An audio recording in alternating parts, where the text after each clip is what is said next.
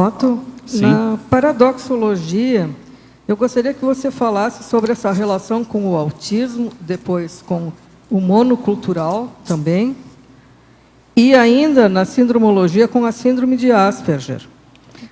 Como é que funciona nessas questões aí? A síndrome de Asperger é uma síndrome aí do espectro autista, né? Ou seja, a pessoa ela está no espectro autista, tem um processo do autismo, mas sem atraso na cognição ou na linguagem. E como é que seria esse espectro autista? Ela tem dificuldade de interação social, tem dificuldade em expressar emoções, né? Em alterar as rotinas. É como se fosse um autismo leve, aí a síndrome de Asperger. Tá?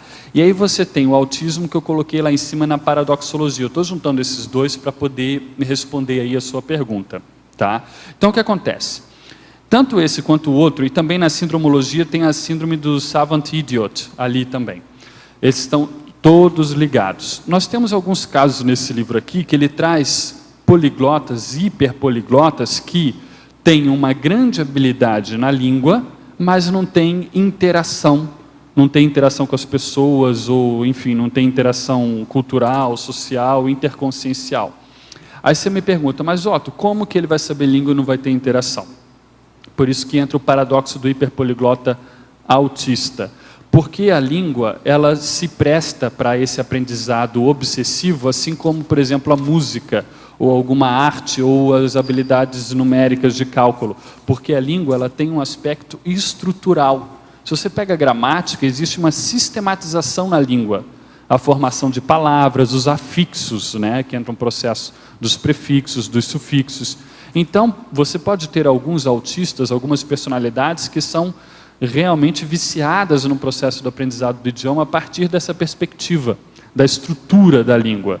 Então, é por isso que eu coloquei aqui. É um paradoxo até certo ponto, porque a pessoa tem uma potencialidade enorme de interação, e, no entanto, ela não coloca isso em prática. O paradoxo do hiperpoliglota autista é que o autista, então, no caso, ele tem dificuldade com as interações interconscienciais, ele tem dificuldade de relacionamento, ele tem dificuldade de expressar emoções, de sentir empatia, de se colocar no lugar do outro, e a partir disso ter um processo de afetividade mais desenvolto. Tudo isso é o que o autista tem. Só que vários deles podem desenvolver também uma específica habilidade, uma alta habilidade, um processo de superdotação específico. É o savant idiot, que eu ponho lá na sindromologia. Então, o que acontece? Esse autista ele pode ter um interesse obsessivo, que é com a estrutura da língua. Então, ele decora listas e listas de vocabulário, ele conhece toda a estrutura da língua, domina a gramática de cima a baixo, de frente, de trás. No entanto, ele não se comunica com aquilo. Então, é um paradoxo, porque ele tem uma grande possibilidade de interação e, no entanto, não o faz. Em Fatologia, página 8, segunda linha de baixo para cima, poderia relatar o suprassumo do hiperpoliglotismo, sendo o aperfeiçoamento filológico dos idiomas? Isso também é um processo avançado. Eu acabei de falar da geolinguística do Eric Gunemark. O que acontece? Nós estávamos falando aqui com o professor Val da questão do hiperpoliglota sendo a publicação, sendo a pessoa fazer alguma coisa. Existem alguns casos na história de hiperpoliglotas, casos antigos, que chegaram a criar alfabeto e às vezes até melhoraram o idioma, é o que eu coloco um pouco antes também, o enriquecimento da língua materna. Existe, por exemplo, aí isso eu peguei, eu não usei esse livro para fazer esse verbete, mas como eu estou lendo agora, a gente aproveita o que pode. O nome é Translators Through History. Tem em português também, Tradutores na História, foi a maneira como eles traduziram. Pega a história da tradução a partir dos tradutores. E aqui fala, por exemplo, de alguns deles que ajudaram realmente na criação de idiomas. Um deles foi o Mesrop Mashtots. Esse, então, ele criou o alfabeto armeniano no século V. Então, mas qual que era a motivação dessa personalidade aqui?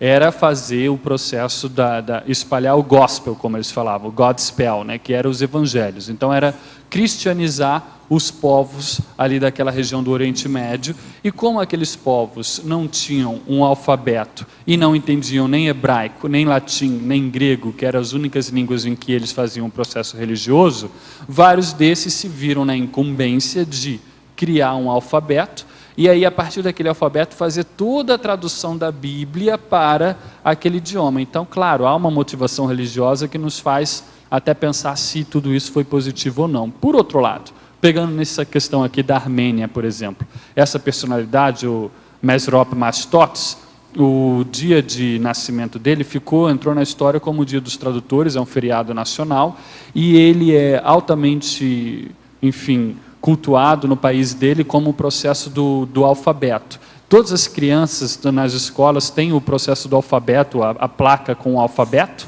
na capa dos seus cadernos escolares. Então isso ajudou na identidade desse povo armeniano e ajudou, claro, na resistência à invasão cultural do povo persa que ficava ali perto. Um outro caso também bastante sério e famoso é o dos irmãos Cirilo, aí no caso o Cirilo e o Metódios, que no século IX criaram o alfabeto glagolítico, que serviu para a civilização eslava medieval. Esse alfabeto glagolítico que os irmãos Cirilo e Metódio criaram, depois, mais tarde, foi o que deu ensejo para a criação do alfabeto cirílico. Esse alfabeto cirílico, por sua vez, fundamenta o alfabeto dos seguintes idiomas atuais: russo, bielorrusso, macedônio, ucraniano, búlgaro e sérvio. Então estamos falando de 6 idiomas, 6 nacionalidades, 6 povos e o alfabeto, o processo da comunicação. Então imagina o resultado, a repercussão desse tipo de trabalho. Você cria alfabeto para uma civilização. Então todos esses aqui tinham um processo de hiperpoliglotismo, porque na época o hebraico, devido às escrituras no original, o grego, devido ao Novo Testamento, e também ali o latim, é claro, mais as línguas que eles falavam na época, todos eles tinham um processo de hiperpoliglotismo e aplicaram dentro do Zeitgeist, dentro do ambiente, dentro da vida em que eles estavam inseridos. Então isso daqui mostra como o hiperpoliglotismo pode ser aplicado para o aperfeiçoamento. Agora estou falando de exemplos de 1000 anos ou mais de 1000 anos atrás. Hoje em dia, como é que nós podemos fazer isso?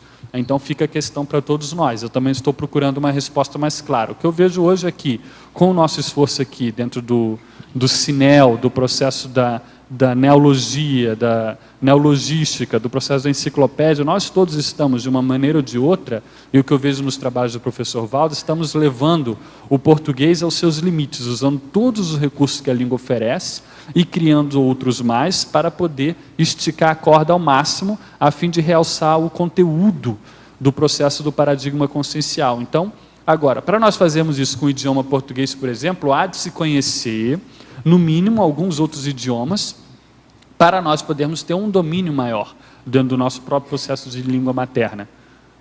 Você não acha isso? Você que mexe com português aí, que vale a pena conhecer outros idiomas para